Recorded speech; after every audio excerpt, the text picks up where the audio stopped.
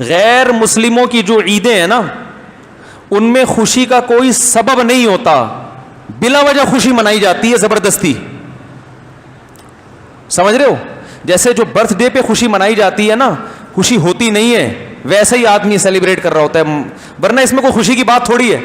اور بھائی ایک آدمی 5 جنوری کو پیدا ہوا, اگلے سال 5 جنوری آ گیا, بھائی مبارک ہو آپ کی برتھ ڈے ہے, آپ کی خوشی کا دن ہے. کس بات کی خوشی ہے بھائی؟ جس دن پیدا ہوا تھا اس کی تو خوشی تھی کہ آج میں پیدا ہو گیا. اب 1 سال میرا گزر گیا ہے تو یہ وہ خوشی ہے؟ زندگی میں 1 سال کیا ہو گیا؟ کم ہو گیا. وہ خوشی تھوڑی ہے.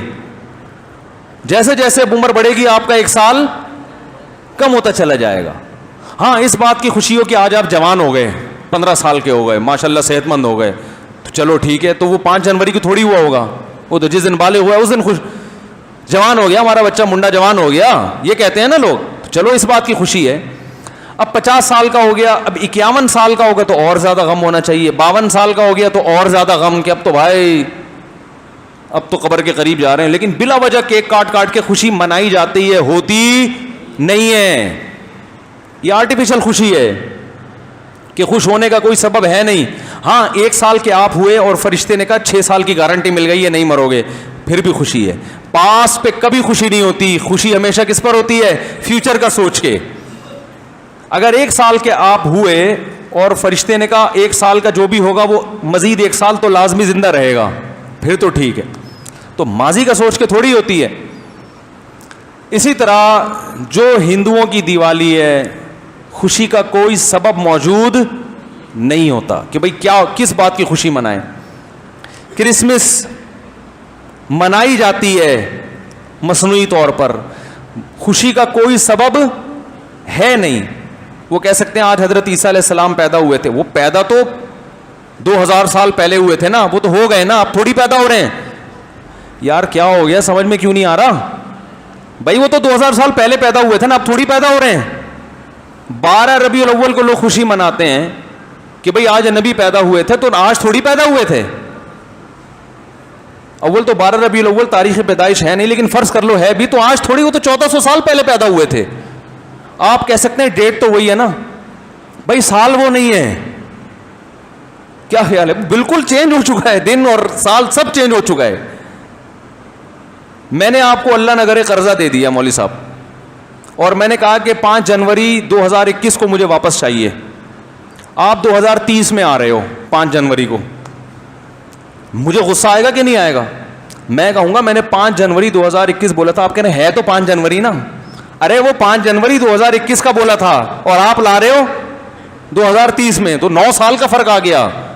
تو حضرت عیسیٰ علیہ السلام تو بھائی 2000 سال پہلے پیدا ہوئے تھے, وہ دن تھوڑی ہے 25 دسمبر کو. تو یہ خوشی منانے پر گورنمنٹ کی طرف سے کوئی پابندی نہیں ہے, کسی بھی ٹائم ابھی منا سکتے ہیں آپ, ہلہ گلہ شروع کر دیں, خوش ہو جائیں. تو لیکن اسلام کی جو عیدیں ہیں نا اس میں خوشی منانی نہیں پڑتی, آٹومیٹیکلی خوشی ہوتی ہے. عید الفطر میں خوشی کس بات کی؟ 1 مہینہ روزے رکھے ہیں, بھوکے پیاسے, اب اللہ کی طرف سے کھانے کی اجازت مل گئی. 1 مہینہ کسی کو بھوکا رکھو اور بولو پابندی ہٹ گئی آپ پر, خوش ہوگا کہ نہیں ہوگا؟ خوشی نہیں بھی منائے پھر بھی خوش. ارے بولتے کیوں نہیں یار, ہوگا نا خوش. روحانی خوشی بھی جسمانی بھی. روحانی یہ کہ اللہ نے اتنی بڑی ذمہ داری پوری کروا دی, رمضان کے روزے رکھوا لیے, تراویح پڑھوا لی, ثواب ہمارے اعمال میں لکھ دیا گیا. ہٹو بچوں کام ہو گیا, آخرت میں انشاءاللہ بخشش کا ذریعہ بن گیا. اس کی بھی خوشی ہوتی ہے انسان کو, اور اس کی بھی کہ کھانے کی چھٹی مل گئی. ورنہ آپ دیکھو یار, صبح ناشتہ نہ ہو آدمی کا سارا دن موڈ خراب رہتا ہے. ایسا ہے کہ نہیں ہے؟ گٹکے والے کو گٹکا مل گیا, پان والے کو اب پان مل گیا, سٹے والے کو سٹے کی اجازت ہو گئی, نہیں تو جو اچھی غذائیں ہیں. ورنہ بھوکے پیاسے کچھ بھی کام نہیں ہوتا. ہمیں تو معلوم ہے نا رمضان میں کیسے 10-11 بجے کیسی عجیب سی کنڈیشن ہوتی ہے, عجیب مرجھے سے بجھے سے منہ ہوتے ہیں. ہر آدمی پہ ہر ایک سے لڑنے کا دل چاہ رہا ہوتا ہے. تو یہ جو چھٹی ملی ہے کھانے پینے کی, عید کا دن نہ بھی ہوتا خود بخود خوشی ہوتی کہ بھائی شروع میں کئی دن تک انسان ڈرتا ہے, پانی پیتے ہوئے سوچتا ہے روزہ تو نہیں, ارے نہیں ہے روزہ, پی لو بھائی, تو ایسی بہاریں آ جاتی ہیں. تبھی عید کے دن کیسی چہروں پہ رونقیں ہوتی ہیں. جو رمضان میں جو بجھ گئے ہوتے ہیں نا چہرے, وہ ساری ایک دم چہرے کی رونق بحال. کھانے پینے کی 1 مہینہ بڑی بات ہوتی ہے, یہ آپ نے صبر کیا, اب چھٹی مل گئی. اور بقرعید میں بھی 2 خوشیاں ملتی ہیں سچی مچی کی, منائی نہیں جاتی, ہوتی ہے خوشی.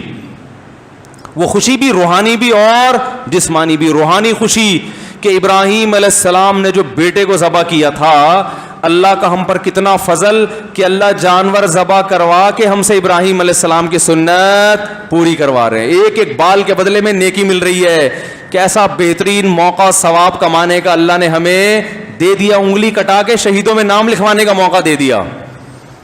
یہ روحانی خوشی ہوتی ہے. اور جسمانی خوشی گوشت.